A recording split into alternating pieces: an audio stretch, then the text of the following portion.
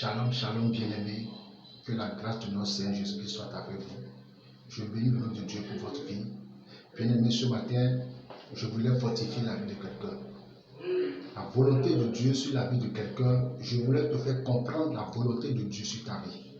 Bien-aimés, nous allons dans la Bible prendre l'exemple de Joseph. La volonté de Dieu pour Joseph est que Joseph passe par des situations difficiles avant de devenir ce que Dieu a prévu pour lui. La situation dans laquelle tu es bien-aimé, je voulais t'encourager à ne pas te décourager. Je voulais te fortifier à regarder l'objectif que tu as devant dans cette situation. Je voulais t'encourager à regarder la volonté de Dieu sur ta vie. La Bible dit que tout concourt au bien de ceux qui aiment l'Éternel. Bien-aimé, avant que l'or ne devienne l'or, l'or doit passer par le feu avant que cela ne devienne l'or. Sache que la situation que tu es en train de vivre actuellement, sache que c'est une situation qui va t'amener à être or. C'est une situation qui va t'amener à être à la place que le Seigneur a prévue pour toi. C'est une situation qui va t'amener dans la gloire de Dieu. La Bible dit que lorsque Joseph a été confronté à des situations difficiles, Joseph n'a pas douté de Dieu. Joseph a été traîné, a été maltraité d'abord par cette propre famille, par ses propres frères, jusqu'à ce qu'ils l'ont vendu, papa, bien-aimé. Ils l'ont vendu comme esclave dans la maison de Potiphar. Tout ce que Joseph a eu à traverser là, Joseph n'a pas douté de la volonté de Dieu. Joseph n'est pas rétrogradé. Joseph n'a pas perdu sa foi. Je voulais dire à quelqu'un ce matin, garde la foi en Dieu, garde la foi en Dieu et la promesse, la volonté de Dieu sur ta vie va s'accomplir. Beaucoup de chrétiens aujourd'hui ont perdu la foi à cause de leur situation difficile. Beaucoup de chrétiens aujourd'hui se sont détournés de l'objectif de Dieu sur leur vie à cause des conditions dans lesquelles ils sont. Mais toi qui me suis sur ma chaîne YouTube, je te fortifie ce matin. Je voulais te dire, fortifie-toi ce matin. Garde la foi et la volonté de Dieu va s'accomplir sur ta vie. La Bible dit que lorsque Joseph était dans la maison de Potiphar, il y avait une situation qui s'est produite là. Exactement cette situation est en train de produire la vie de quelqu'un. La situation difficile, là où tu es, beaucoup de personnes te raient. Là où tu es, il y a des calomnies, il y a des mensonges sur toi, bien-aimé, et tu es découragé. Garde la foi. Alléluia. Je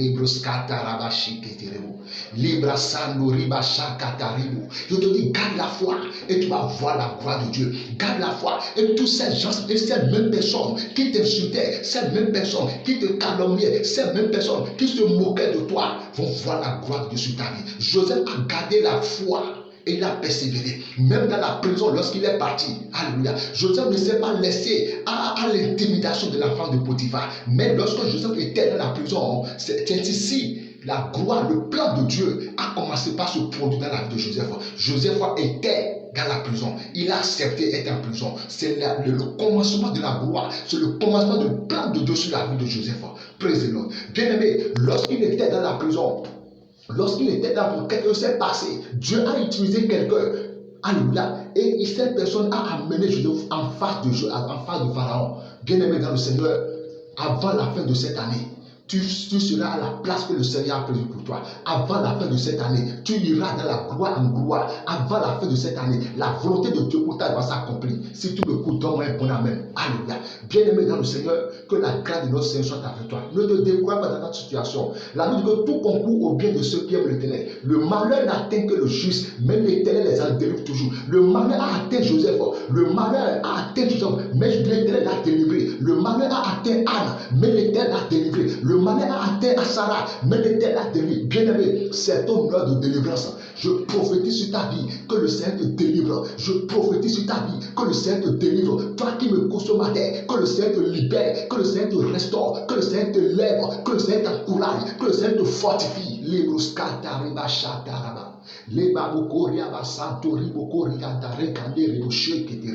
Bien-aimé dans le Seigneur, je voulais te dire ce matin, garde la foi et persévère. Et la volonté de Dieu va s'accomplir sur ta vie. Soyez bénis, que la grâce de Dieu, l'amour de notre Seigneur Jésus-Christ et la communion de Saint-Esprit soient sur votre vie. Soyez bénis. Shalom, shalom, shalom.